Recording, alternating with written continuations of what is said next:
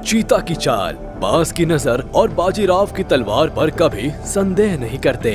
जी हाँ, चीता अपनी चाल के लिए ही पूरी दुनिया में फेमस है। जानवरों की दुनिया का उसेन बोल्ट कहा जाने वाला जानवर चीता धरती पर रहने वाले सारे ही जानवरों में सबसे तेज होता है। आप इसे दौड़ते हुए देखेंगे तो यही कहेंगे कि ये तो सचमुच हवा से बातें करता है। तो आखिर ऐसी क्या खास बात है चीता में कि ये इतनी तेज दौड़ लगा लेता है? क्यों आखिर कोई भी जानवर इसे हरा नहीं सकता?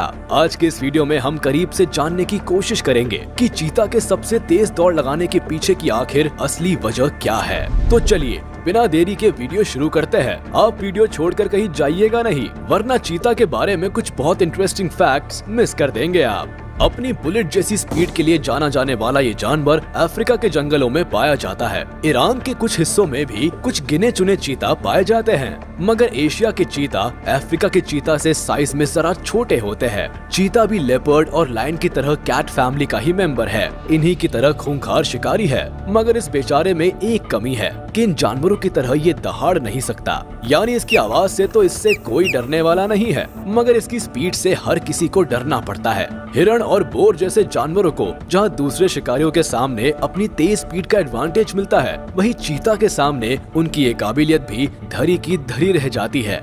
जंगल की दुनिया में वैसे तो पेरेग्रीन फाल्कन नाम के पक्षी को दुनिया का सबसे तेज क्रिएचर माना जाता है। ये जब नीचे की तरफ डाइव लगाता है तो इसकी स्पीड करीब 400 किलोमीटर/आवर तक चली जाती है, मगर धरती पर रहने वाले जानवरों के मामले में चीता का मुकाबला कोई नहीं कर सकता। एक स्टडी के मुताबिक एक चीता की मैक्सिमम स्पीड हो जाती है करीब 120 किलोमीटर/आवर। वाह, यकीन नहीं होता। दुनिया के सबसे तेज आदमी उसेन बोल्ट की भी मैक्सिमम स्पीड केवल 44 किलोमीटर/आवर है। अब आप अंदाजा लगा सकते हैं कि चीता कितना तेज दौड़ता है।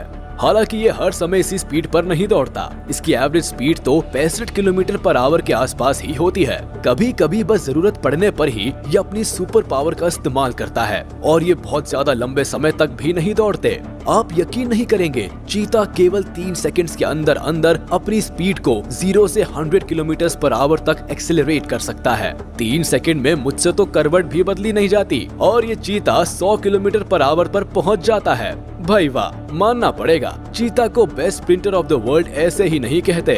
इसीलिए ये ज्यादा देर तक नहीं दौड़ते, क्योंकि जरूरत ही नहीं पड़ती। पलक झपकते ही अपने शिकार तक पहुंच जाते हैं, तो बेवजह ज्यादा देर दौड़ने की मेहनत क्यों करना। अब जरा समझने की कोशिश करते हैं कि आखिर ये चीता इतनी तेज दौड़ लगा कैसे लेता है। सबसे पहली बात तो इनकी शारीरिक बनावट इन्हें सुपर फास्ट बनाने में बड़ा अहम रोल प्ले करती है। ये अपने शरीर के आकार की तुलना में बहुत ही कम वजन के होते हैं, यानी इनका शरीर बहुत हल्का होता है, और इसलिए ये बड़ी आसानी से इतनी तेज भाग लेते हैं। अगर इनकी हाइट की बात करें तो ये करीब 3.2 फीट ऊंचे होते हैं, यानी एक शेर की तुलना में केवल 0.8 फीट छोटे। मगर वजन के मामले में ये शेर की तुलना में केवल 1/4 ही होते हैं, यानी जहां शेर का वजन होता है करीब 250 किलो, वही एक चीता ज्यादा से ज्यादा केवल 70 किलो वजनी हो सकता है। वैसे ज्यादातर चीता तो केवल 55 किलो के आसपास ही होते हैं। इतना हल्का फुल्का होने की वजह से ही इनकी स्पीड इतनी ज्यादा होती है। इसके बाद नंबर आता है इनके सिर का। इसके सिर की बनावट ऊपर की तरफ से बिल्कुल फ्लैट होती है, और इसका सिर आगे की तरफ थोड़ा उठा हुआ होता है। यही वजह है कि दौड़ते वक्त एयर रेजिस्टेंस का चीता पर कोई खास फर्क नहीं पड़ता। ये हवा को बिल्कुल चीरता हुआ आगे बढ़ता है। इसके अलावा चीता के हिप्स कुछ ऐसे शेप में होते हैं कि चीता को दौड़ते हुए टर्न लेने की सिचुएशन में एक stable centre of gravity provide करते हैं, जिससे चीता का बैलेंस बना रहता है और वो दौड़ते वक्त शार्प टर्न्स भी आसानी से ले पाता है। इसके अलावा इनकी पूंछ दौड़ते वक्त बिल्कुल एक रबर की तरह काम करती है, जो चीता को टर्न करते वक्त हिप्स की ही तरह बैलेंस बनाने में मदद करती है। अब बात करते हैं इनके आगे वाले पैरों की। इसके शोल्डर्स की हड्डियां कॉलर बोन से अटैच नहीं होती, जिसका मतलब है कि अपने आगे वाले पैरों को ज्यादा आगे तक फैला सकते हैं और अपने पिछले शरीर को आसानी से आगे की तरफ खींच सकते हैं, यानी इसकी छलांग बहुत लंबी हो जाती है। इसके साथ ही इसकी रीढ़ की हड्डी की बनावट कुछ इस तरह की होती है कि ये बिल्कुल किसी स्प्रिंग की तरह बिहेव करती है, यानी हर छलांग के साथ ये स्ट्रेच होती है और फिर सिकुड़ती है। रीढ़ के स्प्रिंग जैसे बिहेवियर से दौड़ते वक्त एक एक्स्ट्रा पुश मिलता है, जो दौड़ने की स्पीड को बढ़ा देता है। इनके शरीर के बाल भी बाकी जानवरों की तुलना में थोड़े कड़क होते हैं, जो दौड़ते वक्त शॉक यानी झटकों को ज्यादा अच्छी तरह से एब्जॉर्ब कर लेते हैं। इनकी नाक के नथुने भी बाकी जानवरों की तुलना में थोड़े ज्यादा बड़े होते हैं ताकि ज्यादा से ज्यादा हवा फेफड़ों तक जा सके और खून का ऑक्सीजन की बराबर मात्रा मिलती रहे।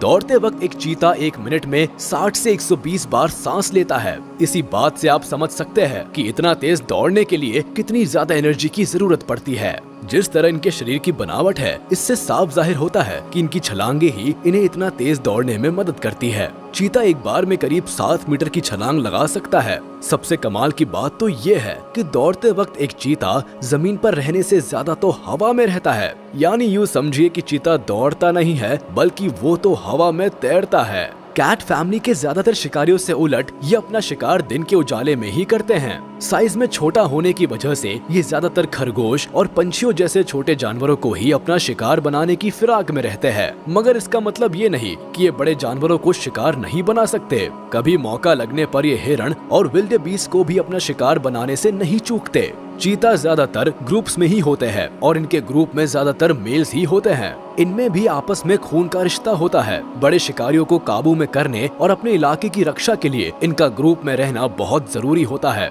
वैसे कुछ चीता अकेले रहना भी पसंद करते हैं। खासकर फीमेल्स हमेशा अकेले रहती है, मगर फीमेल को अट्रैक्ट करने और फैमिली बनाने में ग्रुप में रहने वाले चीता को सफलता ज्यादा मिलती है। ये बड़े सोशल एनिमल होते हैं और अपने परिवार और इलाके की रक्षा के लिए बड़े कमिटेड होते हैं। ये अपनी सूसू से और पंजों के नाखूनों से जमीन पर निशान बनाकर अपनी टेरिटरी डिफाइन करते हैं, यानी इस एरिया के अंदर आने वाले जानवरों पर इनका हक होगा। खैर, चीता को अपने शिकार को मारकर बहुत जल्दी खाना पड़ता है, क्योंकि गिद्ध, ईगल, लेपर्ड, हायना और लायन जैसे दूसरे शिकारी जानवर और पक्षी इनके किए शिकार पर हाथ साफ करने पहुंच जाते हैं। चीता इतने ताकतवर नहीं होते कि इन जानवरों से लड़ाई मोल ले सके, यानी मेहनत बेचारे चीता करते हैं और सारी मलाई दूसरे ताकतवर जानवर चट कर जाते हैं। चीता के बच्चे बड़ी मुश्किल से बचते हैं। ये भी इस जानवर की विलुप्त होने की बड़ी वजह है। अफ्रीका में 90 के दशक में हुए एक शोध से पता चला था कि चीता के 95% बच्चे मैच्योर होने से पहले ही मर जाते हैं।